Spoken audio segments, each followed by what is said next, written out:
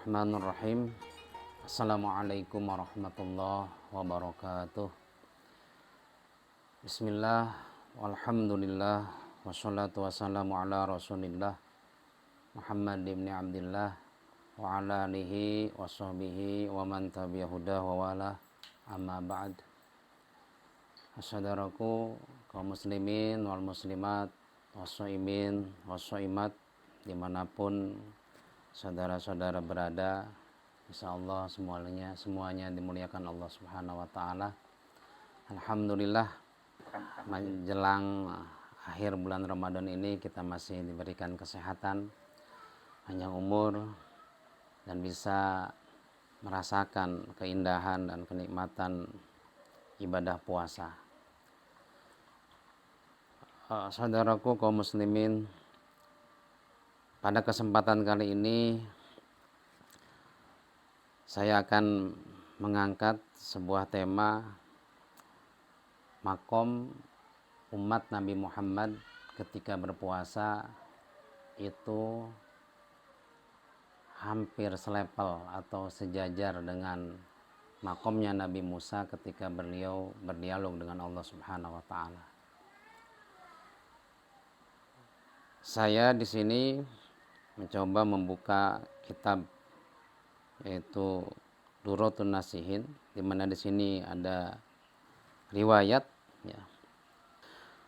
Wa ruwiya anna Musa alaihissalam naja rabbahu. Suatu ketika Nabi Musa alaihissalam beliau bermunajat kepada Allah Subhanahu wa taala, berbisik. Munajat mah berbisik lirih ya, bukan munajat bukan apa ya. Ya Allah, itu bukan munajat itu ya. Kalau munajat itu dari najwa, itu berbisik. Munajat kepada Allah, Ilahi hal akramta hadan mislama akramtani haitsu asma'tani kalamak. Kata Nabi Musa, ya Allah, apakah ada seseorang yang istimewa seistimewa aku? Apakah ada orang yang spesial sebagaimana engkau telah membuatku spesial? Ya, singkatnya, apakah engkau pernah memuliakan seseorang sebagaimana engkau telah memuliakan aku, di mana aku sering engkau perdengarkan kalam-kalamu. Maka beliau sering disebut dengan kalimullah. Artinya kalimullah adalah orang yang selalu diajak bicara oleh Allah, atau orang yang munajatnya itu langsung direspon oleh Allah Subhanahu wa taala.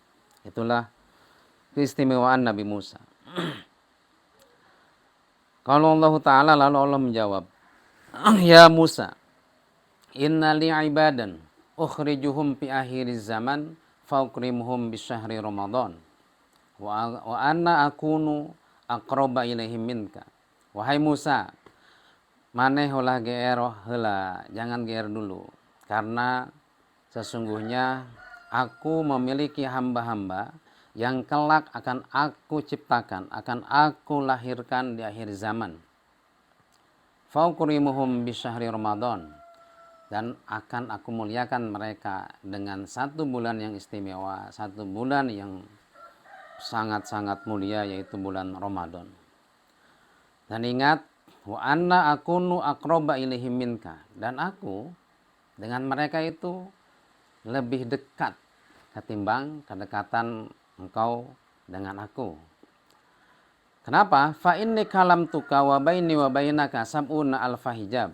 Karena sesungguhnya ketika kamu atau aku mengajak bicara kepadamu, sesungguhnya di antara aku dan kamu itu masih ada 70.000 hijab.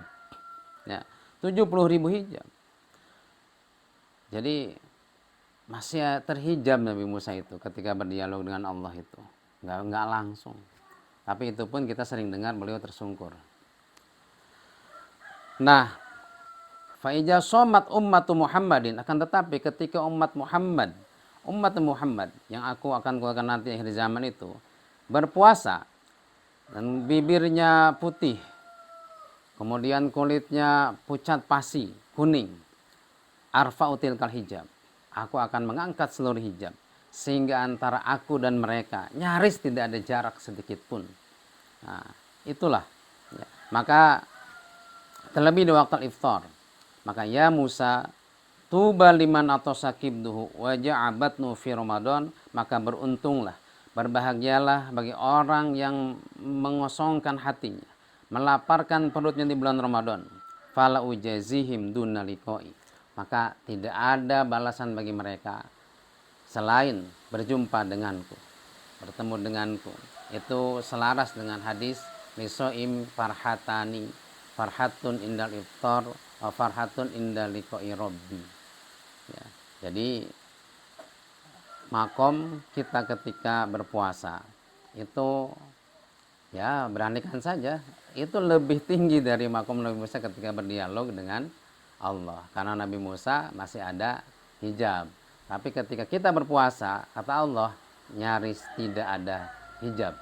Ya, maka kita ingat Rasulullah SAW pernah bersabda, kullu amal ibni Adam lahu illa siyama fa innahu li wa anna ajzi bihi. Ya. Seluruh amal ibnu Adam itu semuanya untuknya balasannya. Tapi puasa tidak. Akulah yang akan membalasnya. Oke, jadi balasan dari Allah itu bentuknya seperti apa? Allahu alam, tanpa batas. Satu yang sering kita rasakan, rasa kebahagiaan. Kebahagiaan itu kan kalau digambarkan itu nggak bisa itu. Gimana sih gambaran kebahagiaan, rasanya kebahagiaan itu?